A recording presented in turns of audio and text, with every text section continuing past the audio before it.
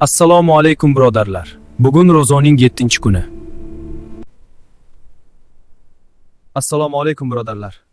Bugun Barsis haqida hikoyani aytib beramiz. Allah istaku!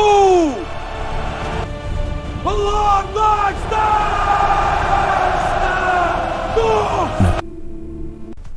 Nega men jihod haqida va Barsisda qissasiga to'xtaldim? Chunki bu qissada jihodga ketgan aka-ukalar va o'z singillarini Barsisga omonat qilib topshirgan edilar va aynan shu joydan sinov boshlanadi. Bir obid bo'lgan. Juda ham bir ibodatga mustahkam, taqvoli, u shahar ichida xalqlar bilan aralashmasdan, bular endi hammasi gunohkor, men alohida bir uy qurib, xos tepalikda, uni uyi alohida har kim ham chiqolmaydigan joyga ibodatxona yasab o'ziga ibodat qiladigan joy uyda yashagan. Sajda uning peshonasiga, zikr tiliga, uzlat uning hayotiga aylangan edi. Odamlar uni avliyo der edi. Endi shayton o'shani yo'ldan urishni, qarangda, shaytonga ham mayda chuydalarni urishdan ko'ra katta baliq deydi-yu, shu katta baliqni boshini urish unga juda manfaatli keladi-da. Chunki o'sha ortidan necha minglagan, yuz minglagan odamlarni zalolatga olib borishi juda oson. Shu Barsisani qanday hiyla qilay, qanday yo'ldan chiqaray, odamlarga nafrat qildiray deb hiyla qildi. Va o'ziga o'zi aytdiki, bu insonni oddiy gunoh bilan yiqitib bo'lmaydi. Buni yaxshilik eshigi orqali yiqitishim kerak, dedi-da uslub qildi. Shayton uchun vaqt VIP, bemalol. Unaqa bu appointmentim bor, borishim kerak, farzandlar, u bu demaydi. U qiyomatgacha tirik, u bemalol. Bemalol bo'lgani uchun endi u hiyla qildi. Qadam-ba-qadam xutvat deydi-ku, xutvalar tashadi. Bir necha xil rivoyatlar bor. Bittasini aytamiz. Bir ayol musibatga uchradi. Boshqa rivoyatda 3 ta aka-uka jihodga chaqirildi. Bani Isroilda bo'lgan bu voqea. Jihodga chaqirildi. Ular borish kerak bo'ldi-yu, lekin balog'atga yetgan yosh singlisi bo'lgan. O'shani qo'yib ketadigan joy bo'lmagan. Aka-ukalar kelishib, shu Barsisa eng taqvoli inson, halol pok, shunga olib borib qo'yib ketamiz deyishdi-da, Barsisaga borishdi. Aytishdi voqea holatni, biz borishimiz kerak, jihodga chaqirildi, singlimizga qara iltimos deganda, u na'uzu billah dedi. A'uzu billahi min zalik. Allohdan panoh so'rayman, bu fitna. Menga bu kerak emas dedi. Men ololmayman singillaringizni deb javob berib yubordi. Ular sarson endi. Mana shu yerda shayton keldi-yu, qara dedi, bu taqvolisan, ilmlisan, obidsan. 3 ta aka-uka nima qilyapti? Jihodga boryapti. Alloh yo'lidagi jihodga. Jihodga borayotgan odamga yordam qilgani ham mujohidmi? Savob oladimi? Oladi. Singlisiga qarab tursang, nima bu savob u? Savobli ishdan odam voz kechadimi? Deb unga shu vasvasa qildi. Xullas ular yana kelishdi.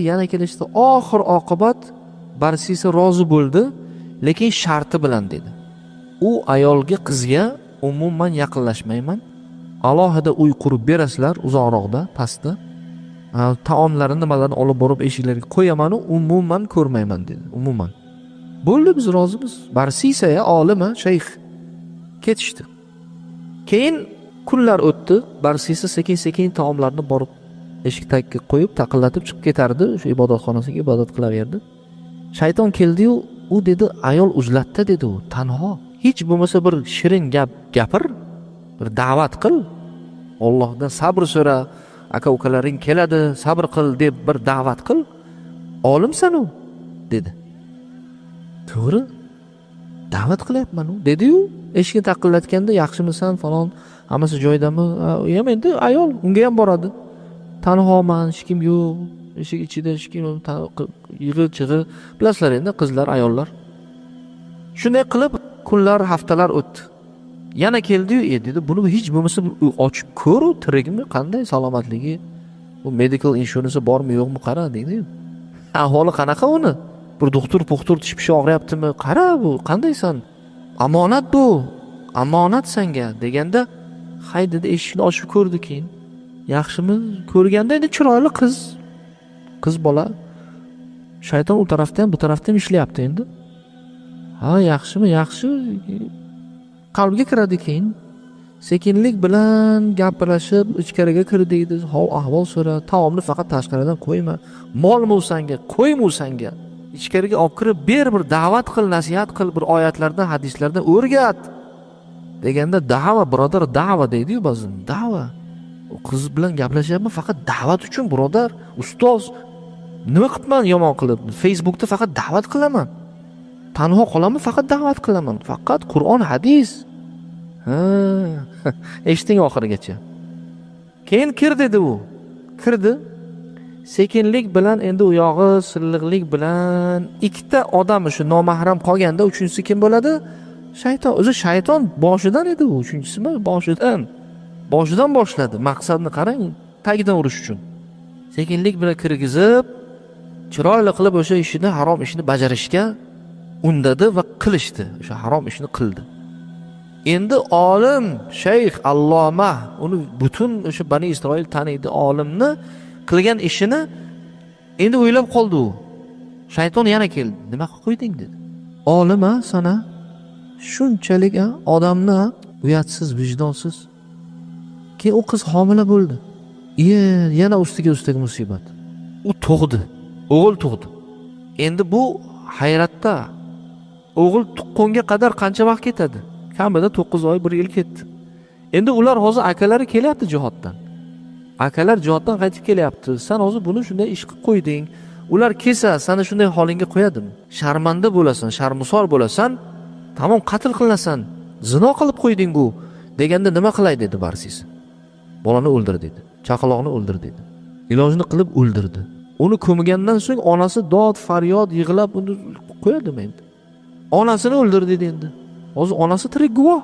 Akalari shunday kelsa, aytib beradi, tamom ketding. Onasini ham o'ldirdi. Va shunaqa joyga borib ko'mdiki, quduqqa tashab juda ham bir chiroyli qilib shayton o'rgatyapti endi uni. Boshqa joyda bir qabr yasab, soxta qabr qilib, shuni qabri deb kutib turibdi endi.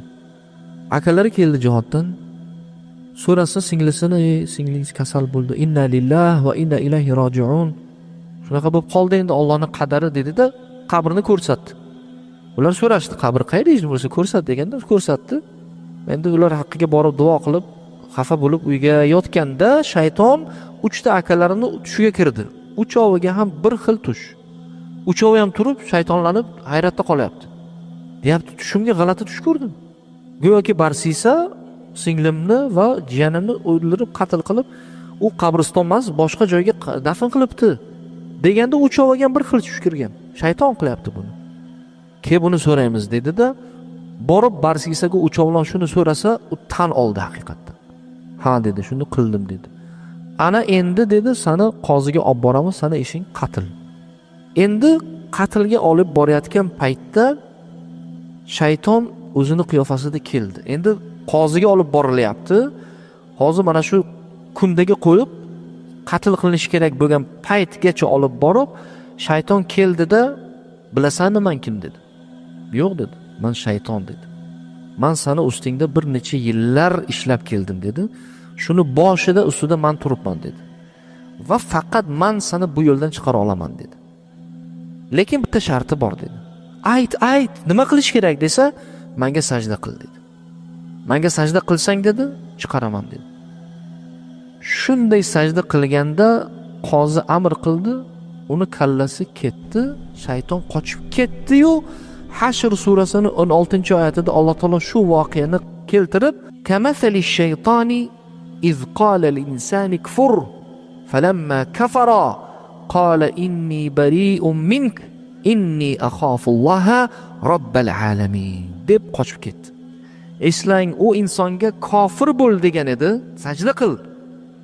Endi u qachonki inson kofir bo'lib sajda qilgach, albatta men sendan bezorman, zero men barcha olamlar parvardigori bo'lmish Allohdan qo'rqurman deb qochib ketdi. Olim, shayx, alloma, obid kufr keltirib shaytonga sajda qilib abadiy jahannamiy bo'lib ketishiga shayton ana shu strategiyalarni yillar davomida ishlatdi. Agar boshida kelib sajda qil deganida u kulardi. Lekin uni strategiyasini shu darajada ishlatdiki, PhD dedi-ku shayton. u shunday qo'ymadi oxirigacha olib borib o'sha gunohi kabira bilan o'tib ketganida umidi bor edimi jannatga kirishdan? Umidi bor edi. Yo'q dedi. Sajda qildiraman. Va qaysi paytda qildirdi sajdani? Qatl oldidan. Hozir shunday sajda qilsang chiqib ketasan deganida sajda qildida qatl qilindi. Endi bu zamonamizdagi barsisalarga bir nasihat qilmoqchiman. Va barsisa qissasini oxirini agar bunday bog'lasak agar, siz bizni nimaga chorar ekan? Oxirigacha kufr keltirishgan. Shirkka chorar ekan, kufrga. Bu endi bu qissa juda ham bir qo'rqinchli, odamlarni bir o'yga soladigan qissa bu aslida hammamizda bor. Hammamiz bir zamonaviy barsisa. Telefonlarda, ijtimoiy tarmoqda, ko'chada, ishxonada, maktabda, yoningizda, Telegram kanallarda, kursdoshlar, sinfdoshlar degan joylarda qizlar, nomahramlar, ayollar. Nima qilibdi sinfdoshimiz u? Bir paytlar endi bo'lganda bolalikda deb shayton yana o'sha nostalgiya bilan keladi. Esingdami o'sha bir qiz bilan vaqtida esingdami? Endi bolalikda bo'lganda bir salom aytib qo'y. Endi nima ham beva yuribdi bechara. Eri o'lgan ekan bechara. O zamonaviy barsisalarga-da.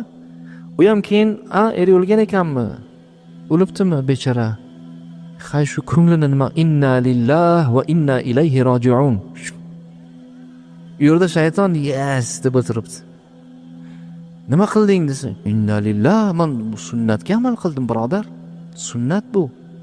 U yerda u beva ham bechora ham keyin, barakallohu fikum. Mashallah, jing SMS keldi. Ahsanallohu ilaykum, yana ketdi. Qalaysiz, yaxshimisiz? Ketdi, tamom. Darvozalar ochilgan. Qayerda turasiz? Nima qilyapsiz? Ish qilyapsiz? Shu yerda. Shu yerda ekansiz shuncha yildan beri. Ketdi. Barsisa u yo'q. Na'udzu billahi min zalik.